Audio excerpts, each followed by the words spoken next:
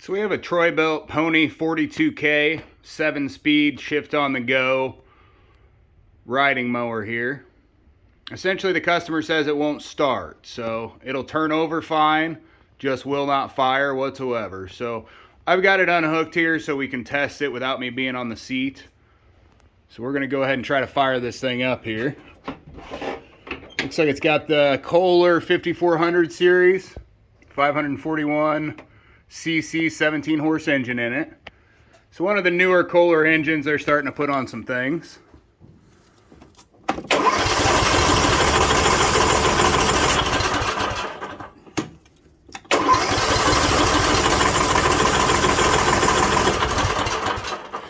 Alright, so it does look like down here that the choke is actuating, but it doesn't look like it's quite actuating far enough. Oh, it's not coming back. Maybe? Something looks like it's going on with the choke here. That's one of the first things I like to check. Oh, there it is. Okay, now it's coming back all the way. See, it was actually getting caught right here on this. So one of the first things I like to do, obviously, is check the oil. I've already done that just to make sure there was enough oil in the unit. But governor moves freely. Choke should move freely also, back and forth. But this wasn't moving freely. It was getting caught up. So each time I was going on choke, it would choke, but then when I let off, it's not going back. So I think we got that fixed now. Let's see if that does anything.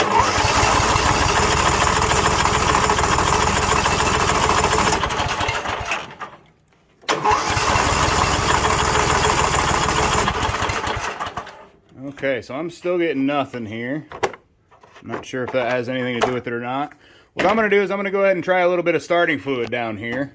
That'll tell you if you're just missing fuel from the equation. So all you really need is compression. You need air, you need fuel.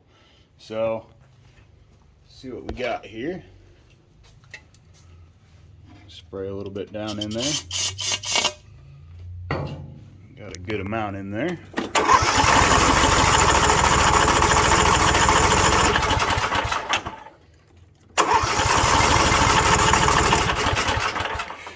We still have nothing. So the next step here to check is going to be our ignition coil. So we want to check and make sure we're getting spark to the unit. So we're going to take this top off here.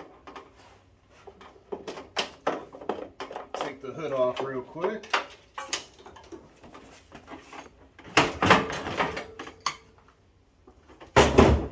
And the sockets just turn up and out as far as the lights go. And then the hood just closes a little bit and pulls straight up and off. So pretty simple there. Get a little closer here.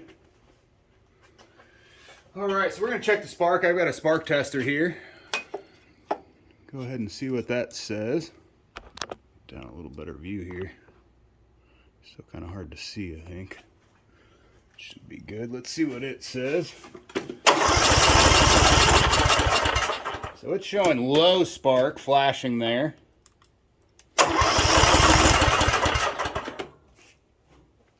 So what that means is either the spark plug is flooded, it's got a low resistance between the two ends of the spark plug, so it's sparking, but it's not making a good spark. It's real low. I'm sorry, not a low resistance, not a high spark. Let's see what we got as far as the spark plug goes here.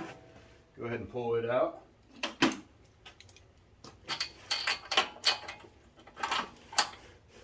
And these Kohler 5400s, they are nice to work on just because everything's kind of out here in the open. There's not quite as much as on some of these other ones. Honestly, it kind of reminds me of just kind of like a Briggs clone. Alright, so we've got the Kohler spark plug on there.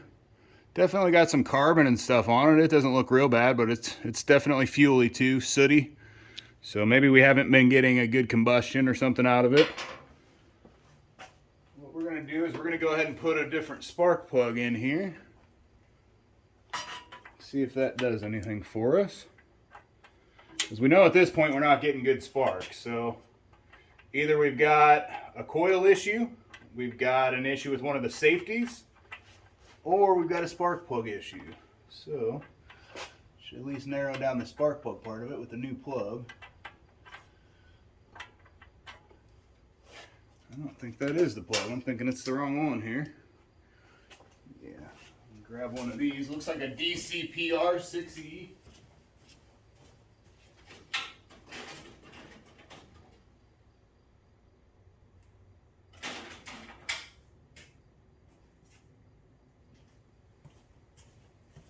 And they've used these plugs quite a while on many different units, and they want to charge a whole lot for this Kohler spark plug. But it's really exactly the same as the NGK DCPR 6E. So we're going to throw one of those in there. I think last time I checked, it was like $10 or something ridiculous like that for the Kohler version. All right, throw that back in there real quick. I was thinking it was just a regular RC12YC or 491055T, which is in most of these things, but it wasn't. All right, so we got that spark plug in there. See what the spark tester says here now.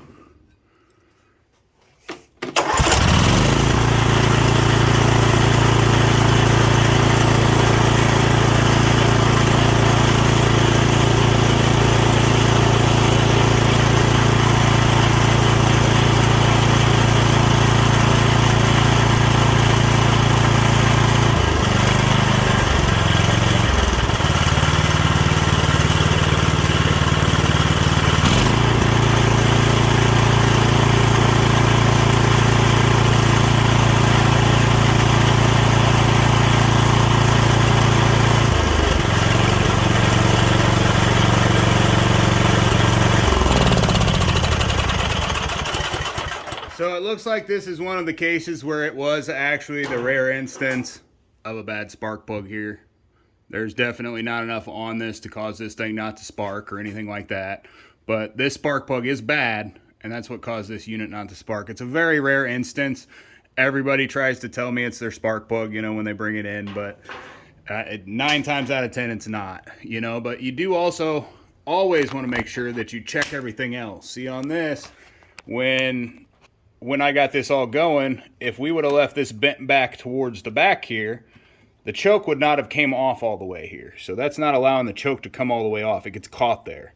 So it needs to fly all the way to the back there. And if you don't check these things, you know, from the bottom to the top, you're not going to know that your unit may be having some other issues. And that could just be hit, you know, from your foot or from running into something. And it's a real easy issue to have, and then you're getting way too much fuel to your engine. So not a good thing. It's not going to run right. It's going to soot up real bad, and that's probably what happened in this case. We see a lot of soot here.